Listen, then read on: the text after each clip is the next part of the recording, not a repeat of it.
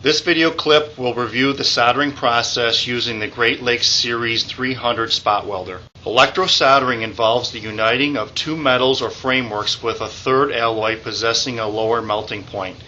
Heat to melt this metal, or silver solder, is generated through electrical current. Certain alloys are easily united through the soldering process, which are stainless steel and chromium cobalt, such as Great Lakes' Duralloy wire. Nickel titanium or TMA based wires are not solderable using this process. Before beginning this procedure, a set of auxiliary cables will be needed. These cables do not come with the initial purchase of the welder. Please contact Great Lakes Orthodontics Customer Service Department for materials related to this process. Also, a variety of soldered electrodes are available. These electrodes consist of a 3/4 inch long, 0.028 inch diameter brass wire. Each size, small through extra large, possess a soldered ball at one end. Small possesses the least amount of solder, up to extra large having the most.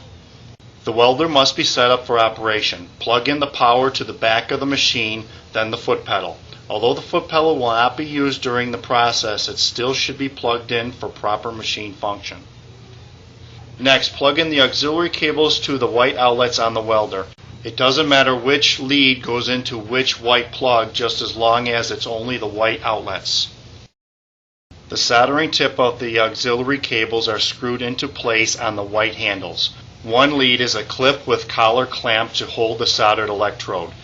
The second is a carbon tip that will connect the circuit when soldering. The carbon tip will need to be sharpened on occasion to provide a good electrical connection. This can be done by scraping the end with a lab knife or a small file. To start, turn on the power to the welder. Then adjust the intensity level that controls the amount of power to melt the solder. A higher level, the quicker the heat is generated. It is recommended to use 1, 2, or 3 setting based on the amount of metal being involved in the soldering process.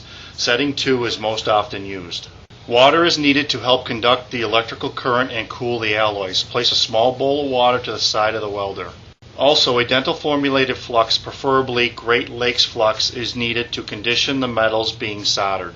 Make sure this flux is a hand lotion-like consistency. Simply add water and mix with spatula to obtain this.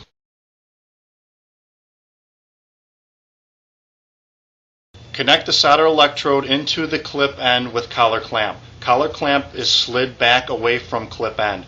Once the wire end of this electrode is within the clip, slide collar clamp to clip end to secure electrode.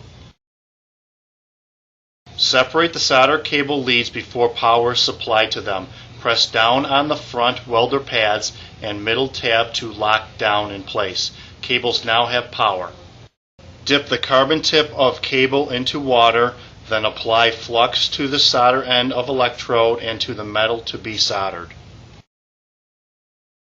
Line up solder end of electrode to wire and touch solder ball with carbon tip end to connect circuit. Sometimes it may be necessary to re-dip or wet carbon tip end for better electrical flow. The higher the power level setting, the faster the metals will heat. Do not overheat alloys. If brass wire is not to be included within the solder joint, remove the electrode before solder cools.